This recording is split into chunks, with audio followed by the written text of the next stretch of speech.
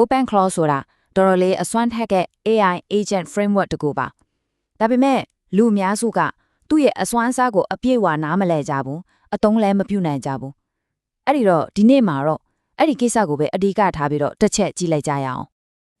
ဒီစကားတော်တော်လေးကိုထိမိပါတယ် Open Claw ဟာအစွမ်းချက်အဆုံး AI agent framework ဆိုပေမဲ့လူ69%ကသူ့ကိုတာမန် chatbot တစ်ခုလိုပဲသုံးနေကြတော့ပဲတဲ့ဆိုတော့သူ့ရဲ့တကယ်အစွမ်းအစားနဲ့လူများစုရဲ့လက်တွေ့အသုံးချမှုကြောင့်ကွာဟာချက်ကိုဒီတစ်ခေါက်ရှင်းလင်းတင်ပြချက်မှာဖြည့်ရှင်ပေးသွားမှာပါ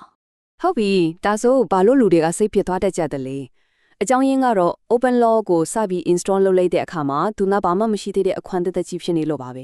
ဲသူ့မှာဘာလုပ်ငန်းစဉ်တွေမှမရှိဘူးအထူးပြုစွမ်းဆောင်ရည်တွေမရှိဘူးမှတ်ဉာဏ်လည်းမပါသေးဘူးပြောရရင်အသင့်သုံးတူတစ်ခုမဟုတ်ပဲကိုယ်တိုင်အစနေပြင်ဆင်သတ်မှတ်ပေးရမယ့်အခြေခံ system တစ်ခုပေါ့ကလေးတယောက်လိုပဲအစပိုင်းမှာဘာမှမသိသေးဘူး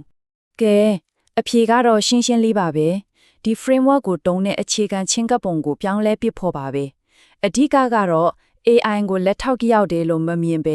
ပိုပေါင်းလှုပ်ဆောင်တဲ့ AI agent အဖွဲ့တစ်ဖွဲ့လို့မြင်ရမှာပါပဲဒီအတွေးအခေါ်ပြောင်းလဲမှုကအရေးကြီးဆုံးပါပဲဒီချင်းကပုံတစ်ခုရဲ့ကွာခြားချက်ကိုဒီမှာရှင်းရှင်းလင်းလင်းမြင်နိုင်ပါတယ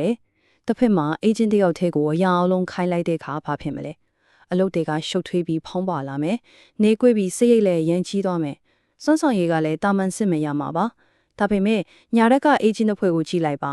အလုပ်အလိုက်အထူးပြုထားတဲ့ agent တွေကြောင့်ပိုပြီးတိကျတယ်မြန်ဆန်ကစိတ်ရိတ်လည်းအများကြီးသက်သာသွားပါတယ်ထိတ်ချင်းစွမ်းဆောင်ရည်ကိုရနိုင်တာပေါ့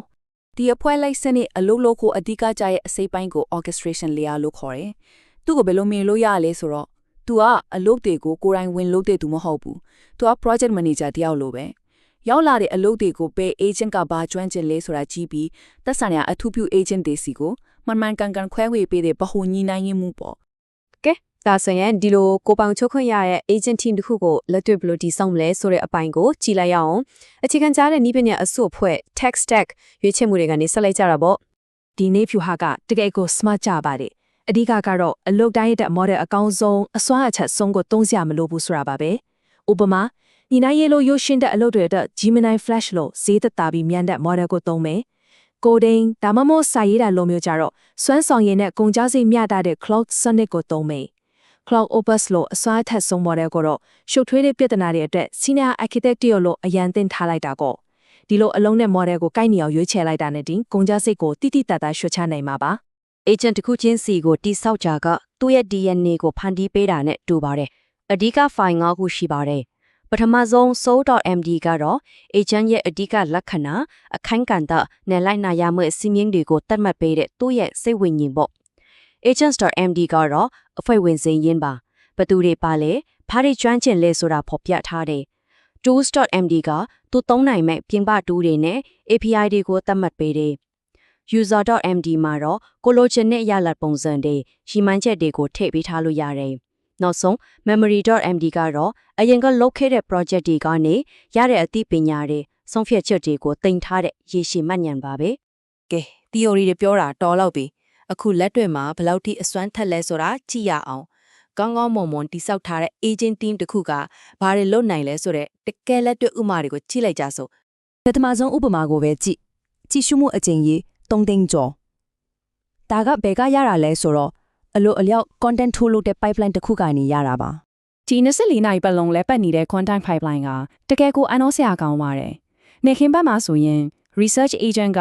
export ကလူကြိုက်များနေတဲ့ tweet တွေကိုအလိုအလျောက်ရှာဖွေပြီးတင်ထားပေးတယ်ပြီးတော့မနေ့4နာရီလူလဲအိတ်နေတဲ့အချိန်မှာ cron jobs လို့ခေါ်တဲ့အချိန်စရာစနစ်က content agent ကိုနှိုးလိုက်တယ်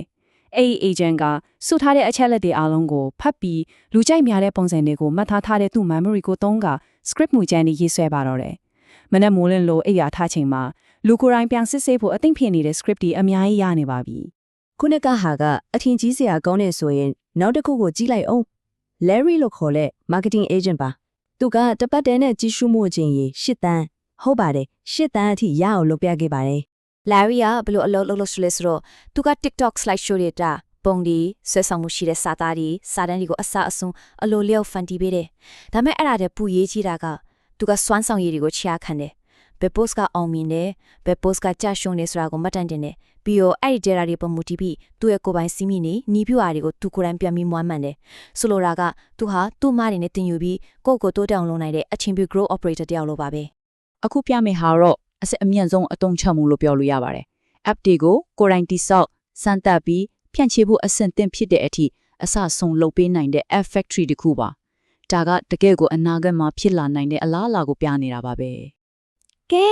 အခုဆိုရင်ဒီကိုပိုင်အုပ်ချုပ်ခွင့်ရအနာဂတ်စီကိုဘယ်လိုသွားမလဲဆိုတာကိုကြည့်ရအောင်အဓိကမှတ်သားစရာတွေနဲ့ AI agent အဖွဲ့ဒီအထွတ်ရှေ့ဆက်ရမယ့်လမ်းကြောင်းကိုခြုံငုံပြီးသုံးသပ်ကြည့်ကြတာပေါ့ အရေးကြီးတဲ့ဆက်သက်အဆင့်တစ်ခုကိုလည်းပြောပြချင်ပါသေးတယ်အဲ့ဒါကတော့ remote communication မှာဒီစနစ်တစ်ခုလုံးကို Telegram ဒါမှမဟုတ် Discord လို app တွေနဲ့ချိတ်ဆက်ထားလိုက်ပါဒါဆိုရင်တွိုင်းလာရင်လည်းတောင်ကိုယ့်ရဲ့ agent team ကိုအလုပ်တွေခိုင်းအခြေအနေတွေစစ်ဆေးနိုင်မှာဖြစ်ပါတယ် ဒီတော့အောင်မြင်မှုအတွက်အဓိကကြတဲ့မူတွေကိုပြန်ပြီးခြုံငုံကြည့်အောင်နံပါတ်1 AI ကိုလည်းထောက်တယောက်လို့မတွေ့ပဲအထူးပြုပညာရှင်တွေပါတဲ့အဖို့တစ်ဖွဲ့လူတွေပါနံပါတ်2အလုပ်တိုင်းအတွက်ကုန်ကြစည်အထက်သာဆုံးနဲ့အသင့်တော်ဆုံး model ကိုပဲရွေးချယ်သုံးပါနံပါတ်3ဖွဲ့စည်းပုံကအရာအလုံးပါပဲ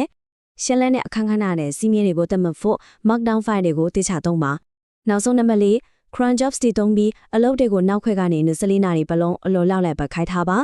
ဒီမှာပြထားတဲ့ညွှန်ကြားချက်ကတကယ်ကိုအစွမ်းထက်ပါတယ်ဒါကဘာလဲဆိုတာ agent တစ်ခုအခက်အခဲတွေ့သွားရင်ဘာလို့ရမလဲဆိုတော့ကြိုတင်သင်ပေးထားတာပါသူကပြဿနာတက်တာနဲ့ local files တွေ logs တွေကိုစစ်မယ် docs တွေ API တွေကိုရှာဖွေမယ်စက်တမှုလေးတွေလုပ်ကြည့်မယ်အဲ့လိုတွေအကုန်လုပ်ပြီးမှလူကိုဒီလိုရွေးချယ်စရာတွေရှိပါတယ်ဆိုပြီးလာပြောမှာပါအစင်တိုင်းမှာလူကိုလာမမဲတော့တဲ့အတွက်အချိန်ကုန်တာအများကြီးတက်တာသွားစီပါတယ် နောက်ဆုံးအနေနဲ့စဉ်းစားစရာမိခွန်းတစ်ခုနဲ့အဆုံးသတ်လိုက်ရှင်ပါတယ်အကယ်၍သာ AI အဖွဲ့တစ်ဖွဲ့ကပြဿနာတစ်ခုတည်းကိုပဲ24နာရီပတ်လုံးတပတ်ခုနှစ်ရက်လုံးအာရုံစိုက်ပြီးအဖြေရှာနိုင်ခွင့်ရှိခဲ့မယ်ဆိုရင်သူတို့ဘလို့အရာမျိုးကိုတီးဆုံနိုင်မယ်လို့ထင်ပါတယ်လေ